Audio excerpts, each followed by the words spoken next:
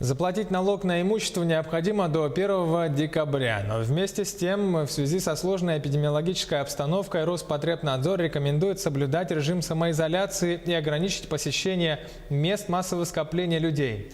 О том, как произвести оплату налогоплательщикам в срок, не рискуя при этом своим здоровьем, расскажет Полина Долинская. 10 ноября в ходе 21-го пленарного заседания Государственного собрания Илтумен депутатами республики была поддержана законодательная инициатива Айсена Николаева, предусматривающая изменения в налоговой политике Якутии. Проект подразумевает определенные льготы по налогам, в том числе для резидентов арктической зоны, налоговые каникулы для впервые зарегистрированных индивидуальных предпринимателей, а также транспортный налог. Льготы, которые предлагает ставки, например, по транспортному налогу повысить в 2 раза там, для легковых автомобилей свыше 200 лошадиных сил и свыше 250. Плюс для малой авиации повысить ставки. Вот тут есть, конечно, есть одна поправка. Это касается так называемых участников и региональных инвестиционных проектов, которых у нас сегодня насчитывается 16, из 16 14 добывающие предприятия. Это в основном золотари. 1 декабря – последний день уплаты налогов физическими лицами за 2019 год. До этого срока налогоплательщикам необходимо произвести оплату за имущественный, земельный и транспортный налоги. Однако в связи с наступающим сроком уплаты и в целях обеспечения безопасности населения рекомендуется использовать официальный сайт Федеральной налоговой службы и сайты других ведомств по предоставлению сведений об объектах и правах собственности.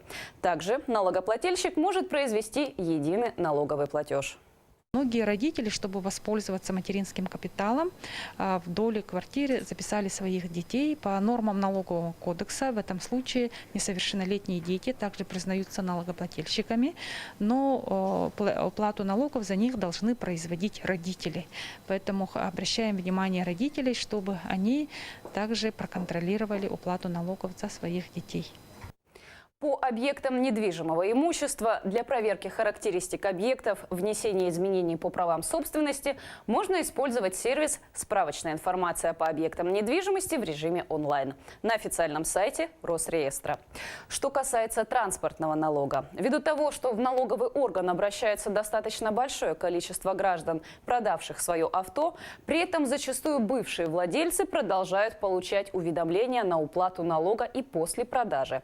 Для этого можно использовать сервис «Проверка автомобиля» на сайте Министерства внутренних дел Российской Федерации.